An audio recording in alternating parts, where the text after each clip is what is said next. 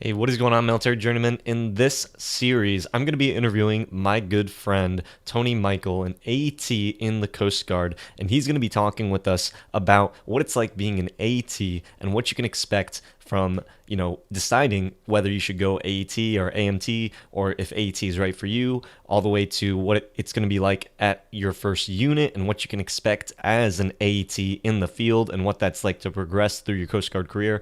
And we're also going to be ending the series talking about the lifestyle of an AET and what you can expect just trying to have your own life while being an AET. So a lot of times I said AET in there, but it's going to be a really good conversation. And again, this is going to be broken up into 3 parts because this is a longer conversation. So if you do like this video, be sure to give it a big thumbs up. Make sure that you thumbs up all of these conversations because it is just a lot of really good information. Hope you guys take away so much from it, and let's just roll into that video. What is going on, military journeyman? In this episode, I have my good friend AET2, Tony Michael.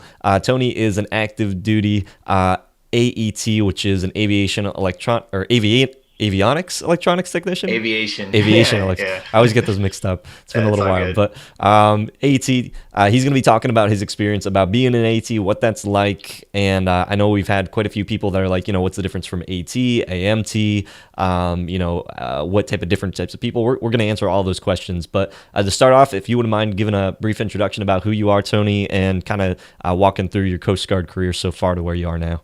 Yeah, so AT2 Michael, Tony Michael for most people. Started off boot camp, obviously, where everyone starts off at back in 2012. December 4th is when I signed in. Graduated boot camp, went directly to Key West on a 110 patrol boat. It could have been better. I wasn't 21 at the time, so I couldn't drink for the most of the time that I was there. But I had a really good time, good crew. We actually had a crew swap midway through, and I thought it was going to be a nightmare, and it wasn't. Left Key West after 2.5 years and went to A School, AET School in Elizabeth City, North Carolina. That's a 7-month A School, and it was probably one of the most challenging times in my life. I had just met my now wife. She was my girlfriend at the time, and I had to separate from her for, the 7 months. So I can only see her like once every 2 months if it allowed. Graduated AET, A School, and went to Air Station Atlantic City, where I am now. I've been here for 4.5 years. Air Station Atlantic City has been amazing. Good search and rescue. It's cold. I'll say that.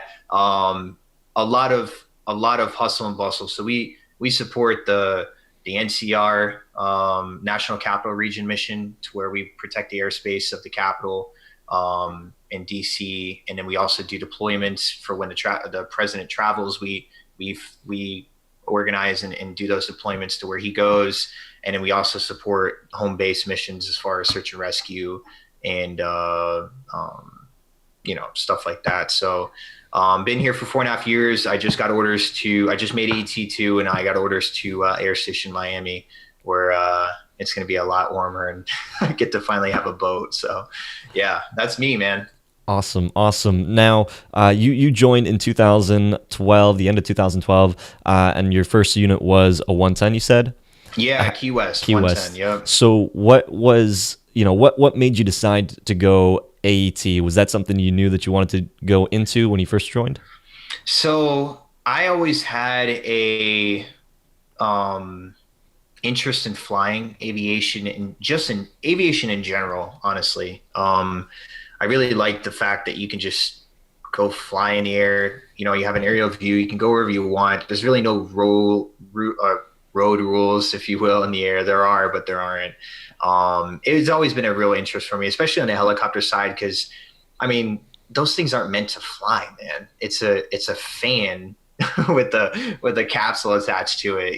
It's not really meant to fly. So that really intrigued me. And the reason why I went electronics was because growing up, I've always been like a hands-on mechanical person. So I used to work on my old diesel truck, and I used to race dirt bikes. So I'd work on my dirt bikes, et cetera, et cetera.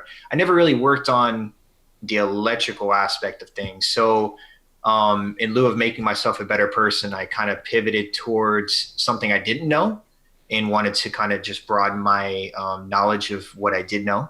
And that's why I went AET. Did you know what being an AET was like before you decided to put your name on the A school list, or did you just kind of have a vague idea? So I had a vague idea. I kind of talked to ETs at Sector Key West, excuse me, and they kind of were like, yeah, we install outlets and fix lights and stuff like. I'm like, man, that doesn't sound really cool, but it was actually my BMC that kind of headed it off for me. He's like, look, man, um, you either want to fly or you want to swim. And that's kind of what it boiled down to. Do you want to be on cutters the rest of your career and, do the mission that we're doing right now? Or do you want to do search and rescue and save people? He kind of talked it up, and he was a BM. And I was like really surprised because they're usually really hard for their rate. You know what I mean? So, I was like, you know what? I'm going to take the leap. I had a lot of change of hearts during that time. And I would caution people entering the military to listen to the first person they talk to about what they should become. If you have a passion for a specific job type and that's what you think you'll be happy doing, then chase it. Because a lot of people downgraded what I was going to do because it was a long waiting list. Oh, you're going to take forever to rank up. And I was like, man, I don't really care, because if I'm in this for the long haul, or even not even the long haul, but just a cool job where I can change somebody's life, then that's what I want to do. Not saying that cutter people don't change people's lives, in some aspect they do, but we'll go back to last October when I saved a gentleman's life off the front of a cruise ship 120 miles offshore at night because he had a stroke. That guy would have died if I wasn't doing my job. That's cool. That was rewarding for me. And I flew in a helicopter doing it. So it is rewarding in that sense. And when he started talking about that, I kind of like repositioned myself. I took my name off the DCA school list and put my name on the AETA school list. And then I got in 2.5 years later, or roughly 2 years later. Now, going back, because that's the big debate is, should I go AMT? Should I go AET? You already had that, you said mechanical knowledge, but you decided to go electronics. Do you think that was a good decision, or do you kind of regret it now, thinking, seeing what the AMTs do versus what the AETs do, that you should have made a different choice? Yeah, so I think I actually made the best choice because you really get found, like you get rooted in your rate. The people that you're around also have the same passion that you do, whether it be for turning wrenches and fixing the mechanical aspects of aircraft, or troubleshooting aircraft electronic problems and fixing flight director issues and stuff that would root that would there. It's kind of like a puzzle, if you will, because you can't just point out what the problem is like a mechanic can. Oh, this is broken. Let's replace it. This is a symptom of what is happening. Now we have to troubleshoot. Now we have to find where the problem lies. And whether that be replacing a component or doing a wire repair or et cetera, that was the most rewarding aspect of my job, or is the most rewarding aspect of my job. Because at the end of the day, that helicopter is flying because I fixed that issue. I was the one that was troubleshooting. I knew that this was the problem. This is the component that's causing the issue, and I replaced it.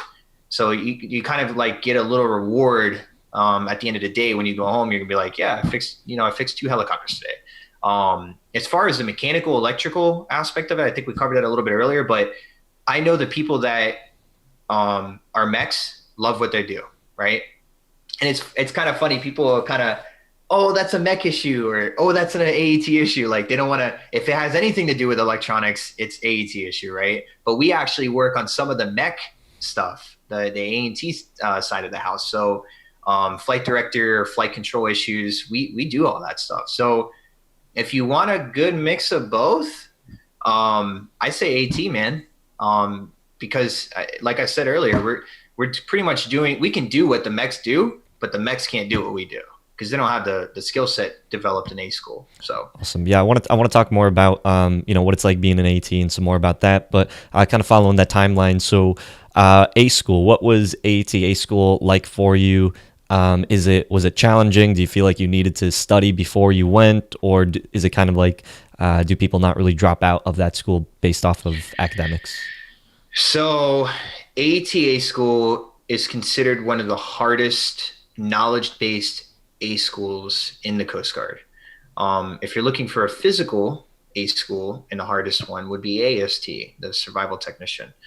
They're swimmers on board helicopters. I would say it was extremely difficult. A school up to a certain point was probably um, uh, one of the hardest things I've ever accomplished. I would say that you're studying pretty much every night. If you're looking to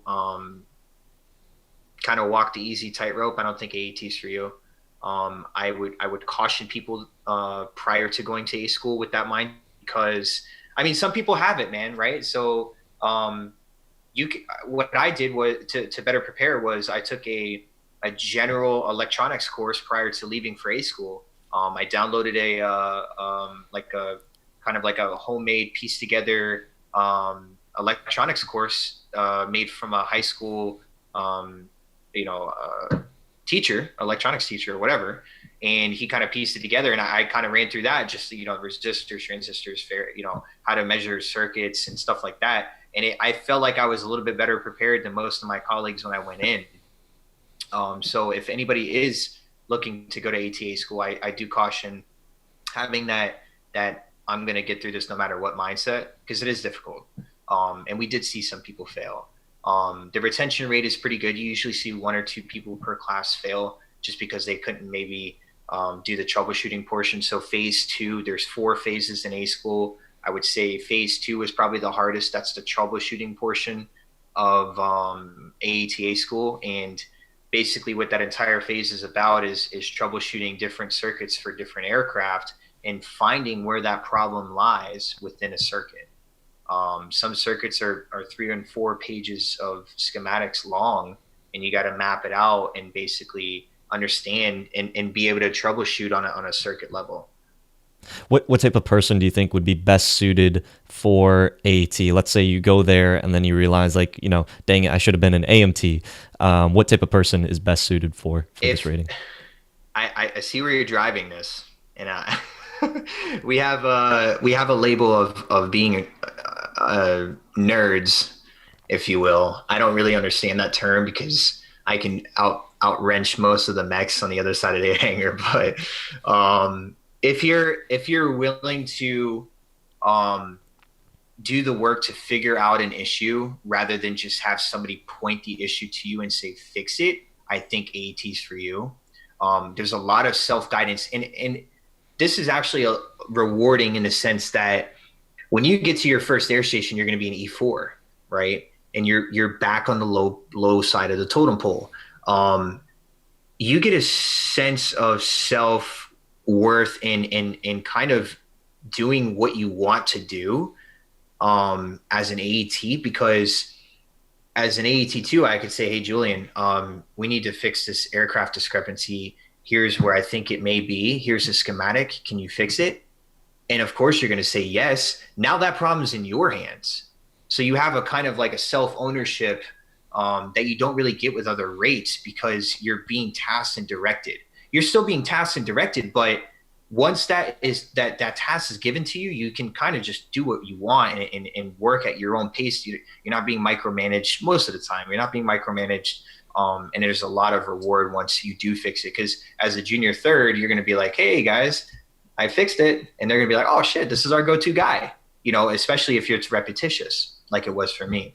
So ambitious and um, just wanting to do more, essentially, and wanting to kind of just write your own book. I would say that's the type of person I should be an AT. What is it like after you graduate and now you're an E4? You just went through the school. Did the school teach you everything that you needed to know about how to fix electronics on helicopters, or when do you figure that stuff out? So A school is a general knowledge base of electronics. Whether you get a fixed wing aircraft or a rotary wing aircraft is completely, well, not completely, it's sort of up to you at the picking process in phase 4 at the end of A school. They don't give you knowledge based on aircraft. It's just a general overview of what you should know, and it's going to help you get into troubleshooting and stuff when you get to your first unit. So as an E4, you got to figure out, you're not only fixing aircraft, but you're flying on these aircraft too. So it's funny, like outside perspectives of other services like the Navy, right, or the Air Force, they'll be like, "Oh yeah, I'm a radar technician." Okay, cool. I do radar. I do avionics. I do all the instruments. I do landing gear troubleshooting. I do, you know what I mean? Like you do so many different jobs, and then you fly you fly on those aircraft, and you have other qualifications that you get. So I'm a flight mechanic. And what that means is I'm allowed to troubleshoot in-flight emergencies. So fires and system failures and hydraulic failures and stuff like that too. So you have and that's just for rotary wing. So you're not going to be a flight mechanic on fixed wing aircraft, because I operate the hoist. So we do the search and rescue missions and stuff like that.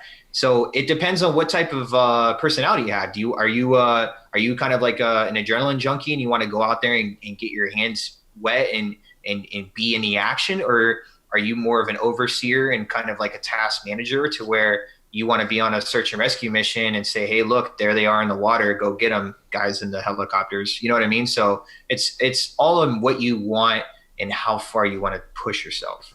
Going back, because you brought up a thing that I missed, was picking your units in A school. How do AETs pick where they end up?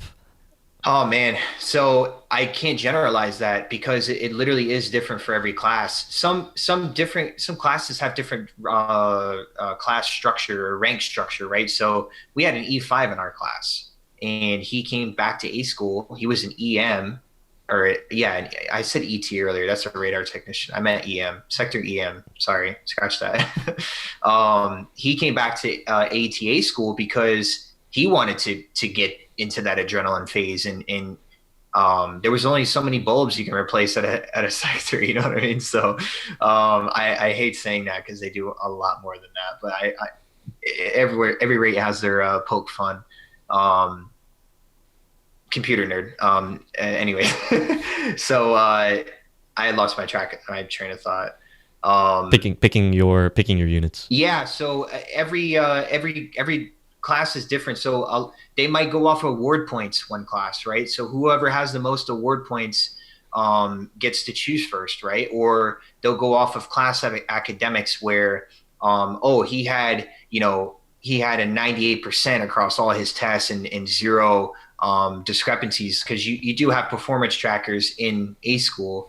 When your uniform's a mess, or whatever, they're not often, but if you have those, they go against you and they take down off of your final multiple. So it just depends on what your class leader and what your instructors want to give you as far as a class rank. So how does that work as far as fixed wing or rotary?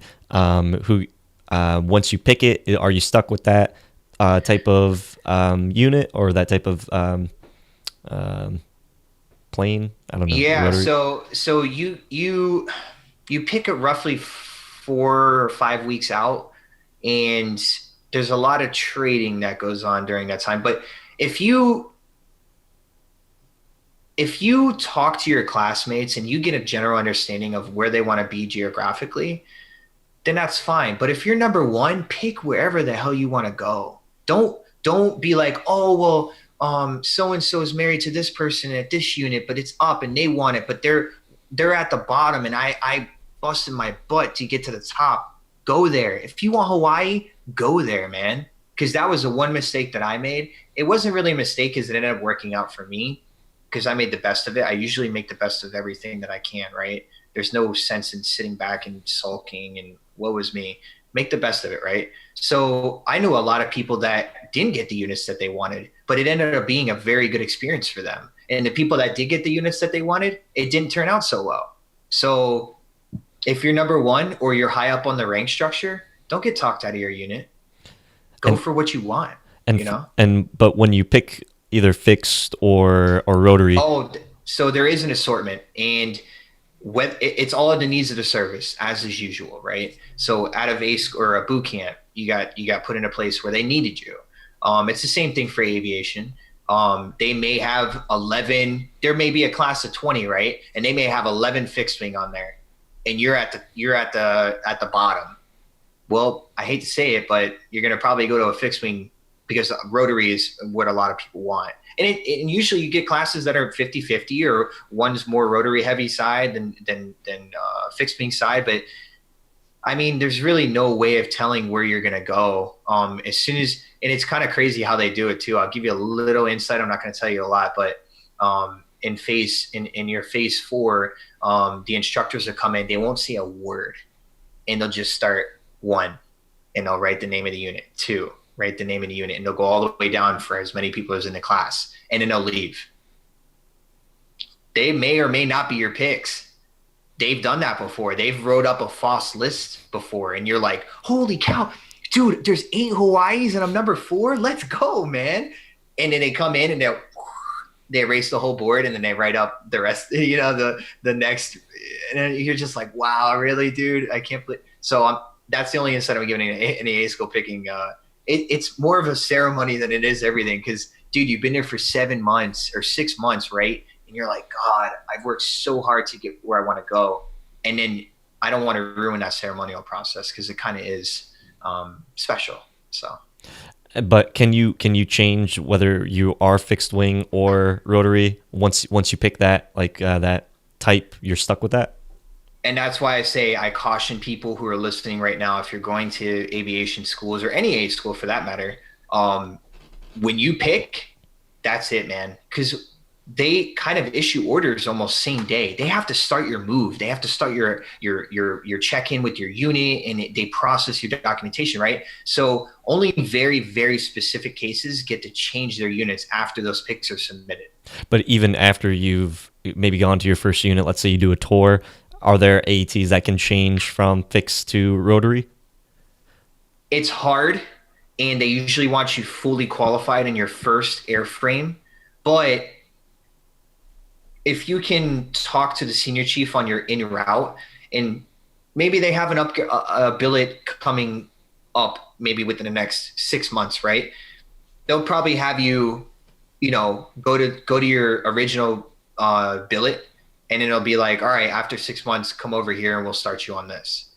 Now, keep in mind, you're going to be 6 months behind, and aircrew qualifications help the unit get a better duty rotation. So you don't want to be that guy that's waiting on your billet that you wanted, and you're holding up the duty rotation during a transfer season. You know what I mean? It may be on transfer season, it may not be. But like I said earlier, go for what you want. The worst thing is they say no. Hey, I got C-130s, but I want to be on a 65. If there's a unit that has both those aircraft there, then go rotary. Ask to go rotary. The worst they can say is no. And sometimes if you show a little initiative and you bang out your qualifications for the first aircraft and say, hey, look, I'm ready, they may say, yeah, come over here. We got a billet opening up. And then they'll slate that billet that you had back in A school. If you're planning on joining the Coast Guard and you want to be connected with other people that are preparing to go to boot camp, then you should join our Facebook group, the Coast Guard Boot Camp Preppers, to connect with other people in the military journeyman community. Go ahead and share tips and tricks. If there's anything that you are doing to be able to help study, then be sure to join that group.